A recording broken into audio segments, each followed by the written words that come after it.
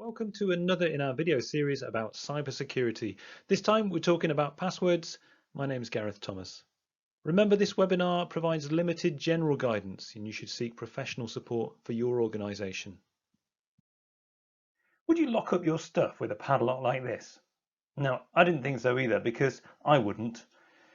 The reason is that this has only got one wheel of numbers. That means there's only 10 possible combinations, which means that the average human could try all of those combinations in maybe 10 seconds and get into your stuff. Well, to a computer system, this is exactly what a weak password looks like. A computer system can try every possible combination of a weak password and get access really, really quickly. There's only one thing worse than using a weak password, and that's using the same password on all of your different accounts. What happens is that a password will be compromised from a site. They will decrypt the password if it's a weak one, and then they will do what's called credential stuffing, where criminals will try your credentials in every possible site they can find, and they do this automatically using computer scripts. If they get access to things like PayPal, your bank account, Amazon, your email account, then they will buy illegal goods, they will steal things from you, they will sell your information and leave you in a bit of a mess. So we need to think really carefully about passwords because they're incredibly important. How long did you think it would take for a modern computer, one that you could have at home, to try every possible combination of a 6 lowercase letter password? The answer is only 47 milliseconds. That's less than the blink of an eye. So let's amp it up a little bit.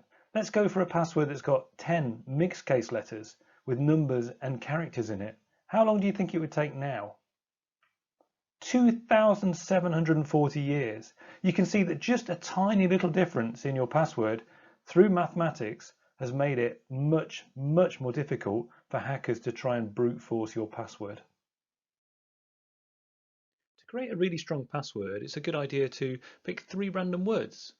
If you combine them together and then maybe add some upper and lowercase letters and maybe even add some characters, you end up with a really strong password. But I find it easy to remember if I think about something that's happened in my life recently.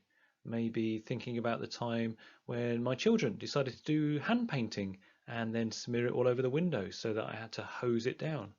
Well, I could create a password, paint hands window hose. That's not something that people would know about. Those are random words put together and it creates a nice strong password that I can remember.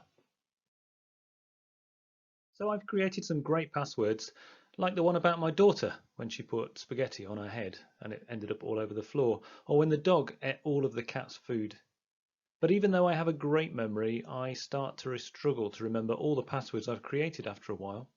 And that's where password managers come in.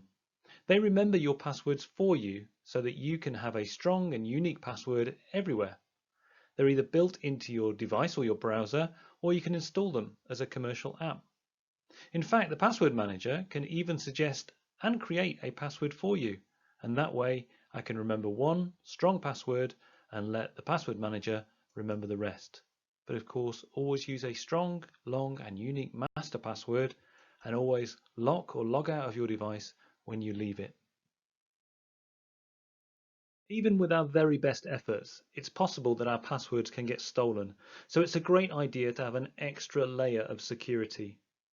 Most sites, including email, social media, and shopping sites, now have a two-step system called two-factor authentication, or sometimes two-step verification.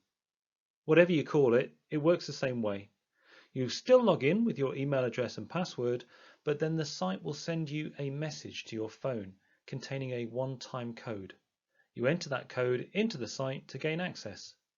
And that means that even if your password is stolen, cyber criminals cannot access your accounts without your phone. If you're called by someone, never tell them your one-time codes or passwords, even if they say they're from Amazon or the bank or your email provider. If they were a legitimate company, they wouldn't need to ask you. It's especially important that you use a strong, unique password and two-factor on your email account. If your email account is illegally accessed by a hacker, it can be used to reset passwords anywhere. You can switch on two-factor on most systems, by going to the security section in the settings of the app or the site. The good news is that the government's National Cyber Security Centre has excellent and up-to-date advice and guidance for all sizes of organisation. So take a look at ncsc.gov.uk. That's all for now. See you in the next video.